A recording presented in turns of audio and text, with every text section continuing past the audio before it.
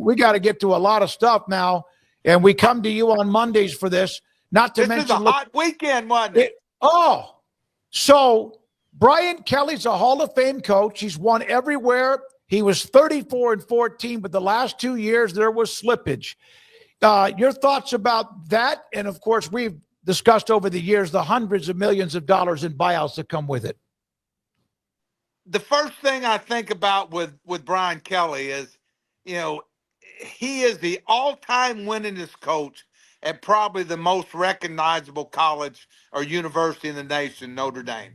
So you're not talking about a guy that just fell off a turnip truck. And he is someone told me today in LSU that he has the best winning percentage of any college coach, power college coach that was fired. Now, was he a fit? Probably not. They're trying to say that he's only going to get $20 million because he has a girlfriend. He has this, he has that. The bottom line is he didn't win. And you and I talked about it. I've been there. Louisiana is such a political place that everybody there feels that if you're not winning championships, then you got to go. And he became the last one. Phil, he was not a fit. I mean, like that was kind of evident early on that he may not be, and then as it went on, even when they were going well, it seemed like he struggled a little bit to even deal with the success they were having with the fans. You ever been there? Yeah. It's a different place. It's different. You have to have the right mindset to do it. Have you ever had a job where you could feel that you didn't fit? And what is that like as a coach? No. No. Well, that's a testament to you. I want to say this. I look at that, and I'm a guy that always look at staffs. I look at guys. You're only as strong a head coach as the people you have around you. He lost a hell of a coach to Notre Dame, the offensive coordinator. The defensive coordinator, he never got it right. I just didn't see a staff that I thought was indicative of LSU being SEC championship or national championship caliber. I didn't see it. And part of that is picking the right guys. Evaluation, as we've talked about many times, is crucial. And obviously they didn't do that. Coach, the reason why he's in this position is a long list of losses and disappointments, but the exclamation point was getting beat down by Texas A&M in Death Valley and having the core and the whole crowd, which looked like it was in the thousands of Aggies. Took the stadium over. I mean, what an incredible win and a night for Texas A&M football. Your thoughts on this is Mike Elko era and just the different mindset that they seem to have that he's brought to the table with them? I think the first thing that comes to my mind, and Craig, I really believe this, is when he took over the defense, they have become a different team. I think he has great confidence in Colin Klein. And as you can see, any offense that survives a punt block and 2 interceptions, one in the end zone, and comes back and scores almost 50 points in Tiger Stadium is doing it right. I think they have a great staff. I think they're maximizing the ability of the players. Like I said, they took 2 receivers in the portal. They're both difference makers. The freshman receiver, Roman, is special. You look at the quarterback, he's special. I mean, he makes bad plays good ones. Offensive line is extremely impressive. The young backs, every back they put in plays well. When you watch their line against LSU's line, I mean, it looked like that one Cassius Howell. Hell, nobody heard of Cassius Howell before this year. I mean, I think he has 10 sacks. He is a force, and I thought A&M is playing. They're on a nice roll right now. Yeah, there's no question. And Cal's the one that had Howell's like 3 sacks almost in back-to-back snaps earlier this year. Early in the show, and like Smokey and I talked about this on the weekend, Phil, and you were part of some of those staffs with R.C. Slocum. He had teams that were bordering on great and had some teams that were about to break through. And then the ball bounced a certain way. I don't know where this is going to end, but as far as personnel and execution, and no offense to R.C. Slocum because he is a legend upon legends, but I think this is the most complete team individually that they've ever had. I don't see any real weaknesses with them. At this point, I mean, they're 8-0. I wouldn't disagree. I think that, when I played in 75, we were 10-0. We lost our 11th game, but we had an average quarterback. When I coached here in 95, we won 10 or 11 games. We had an average quarterback. We had everything else. Running back line. This guy at quarterback for A&M right now is the difference maker. I mean, if you're defending him, you got to know where he is every down, running and throwing. And that's hard. And that all that does when they have a tight end that can catch the ball. They've got 4 receivers that can play, 3 running backs that can play, an offensive line that they're subbing. I agree with you. They defensively, they didn't play as well versus Arkansas because of a running quarterback like Marcel, but they're there. They're getting there. I think they're a team that could be definitely in the mix for all of it. Phil, Mississippi State has a long streak of losing games in the SEC. They're on the wrong side of all that. And they had Texas. They didn't have dead to rights. They were like already in the ground. And it seemed like they were in complete control of everything. They run a shovel pass to counter a Texas touchdown drive, and then all hell breaks loose. Yeah.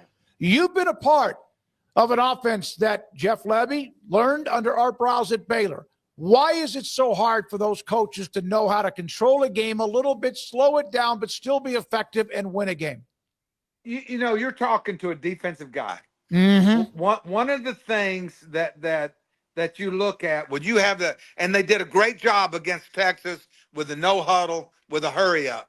There's a place and time that you have got to stop. You say, hey, this is the first down. We don't need to hurry up. Let the clock run. At some point, I used to call it the 4-minute offense. Jeff has had some bad luck. He's getting a lot of grief on his decision to throw the ball in the middle at Florida, and then at the end of this game, punting to the number 1 return guy, and then not being able to get a first down.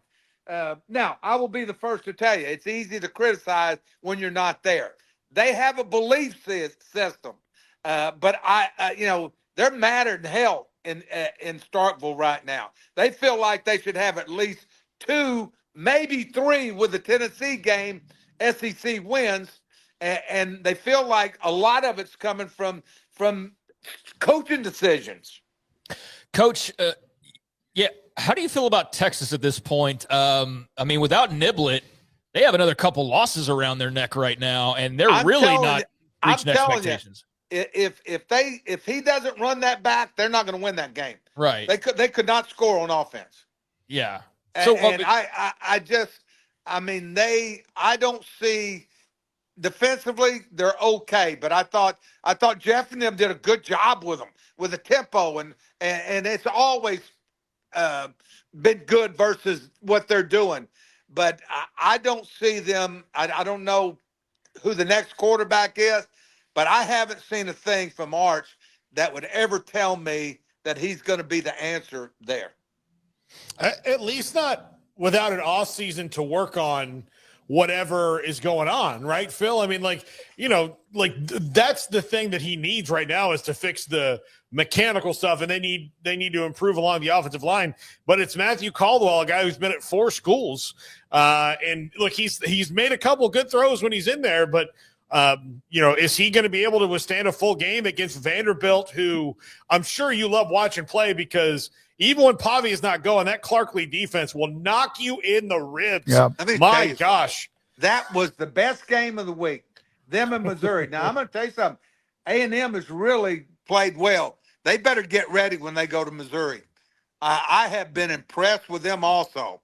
I mean, what about the end of the game? I mean, how close was that going to overtime? My God. I'm telling you, that game, was in Austin this weekend. Texas has got to think, oh, my God, look what we got. And somebody said Pavia for Heisman. He's probably not a Heisman guy, but just his makeup makes everybody out there better. Yeah, no doubt about that. He's a fun character too for college football. To kind of the quirky. Hey, hell, he's as old as you, Craig. Yeah, he is, and his lawyer's still fighting to get him more years somehow. So hopefully, he's got something ready on the other side of college football. But we'll see. How about Willie Fritz and the Houston Cougars, Coach? They haven't played like the murderer's row by any means as far as the schedule goes, but you've got who's in front of you. And based on what they're doing and trying to build this thing up to be where they are now inside the top 25, 7-1, like your thoughts on what they've done defensively, and also Wegman's been a big boost for them offensively as well. I think without question, they also had a situation, you're aware of this, that they got news that their strength coach had passed away. Yes. And I just think it was a divine game. And now, don't get me wrong. I think they're a very, very capable team. They had a home game against Tech that they were really going to showcase, and they didn't do it. Then they came back, and not many people said much, but I thought that was a great win when they beat Arizona. They really, showed a lot to beat Arizona. I watched them that night. They got behind Oregon State, came back and won it. I just feel like those guys have a lot of confidence. Willie Fritz is an excellent, and his staff are really doing a good job. Sean Bell and all his guys, Slade Nagel on offense, and I think they're getting momentum. Yeah, they really are. I have to ask you, Baylor gets beat in Cincinnati. I don't think anyone picked Baylor to win the game unless they were just maybe hoping to they're going to win one. And the offensive line coach leaves, apparently something during practice, and so he's no longer on staff, and he's a good one, Mason Miller. So, Phil, let's be honest. They're 4-4. They have two ranked teams left, Utah and Houston. Both of them are at home. What happens if they don't get to at least 6-6? And if I'm going to put you on the spot, were the AD, would that be enough? Because they're about to drown. The first thing I'm going to tell you is they're capable of winning every game left on their schedule. I mean that. I truly believe it. Will they? They've got to play better than they have the last couple of weeks. I truly think that they might have beat TCU had they not had the delay of games. I thought Sawyer finally got going. They did a few things that gave them problems. Last week, he was off target. That could have been a really a shootout. I think this game right this week is crucial for Baylor. And I think that I'm not sure what happened with Mason. That bothers me. In this business, there's instant news. There's instant opinions. I know this. He's a hell of a coach. He's done a good job at Baylor. I don't know what happens. I'm feeling just sad for the situation. But they have to win this game to have those other options. If they don't win this game, then it's going to be a road to hoe. And unfortunately, UCF is in the same situation. Mm-hmm. I actually talked to one of their coaches today, and they know it. They said both of us need to win this game. And with having U of H at home, with having Utah at home, I think they have a chance. They just got to have some positive things happen. Now, the mojo doesn't sound good, but that can change. And I think those coaches, Sawyer being a little bit more accurate, I think good things could happen. Phil, the thing that looks like Baylor's got a problem with is that they have to rely on Sawyer to have a good game to win when I think quarterbacks and starting pitchers are kind of the same mold, where you can have great ones. You can have Nolan Ryan out there, but Nolan Ryan got tuned up a couple times. Like, it's going to happen. Oh, yeah, it's going to happen. You're going to get tuned up. And in the games where he got tuned up and they won, it's because teams, backed him up with the bats. They don't seem to be able to back him up with defense when he's going to have an off day. We knew going into that game, Paul, that Cincinnati's quarterback, and they were good. They were talented on offense and just didn't play to that level. I think you go into games knowing what you've got to do to win. And I look at UCF, you got to score on them, and you can score on them. I don't believe for a second that they're as dynamic on. I think this is a better matchup for Baylor. Last week, for them to have a chance, and I think we talked about it, it probably had to be a shootout. Yeah, no, you did. And he has not. It's just 130-something yards. Can you get to a point as a player, even though you're really good, that you feel like if you're not flawless, it wears you out and eventually gets you, or not? Not the good ones. Not the ones that separate.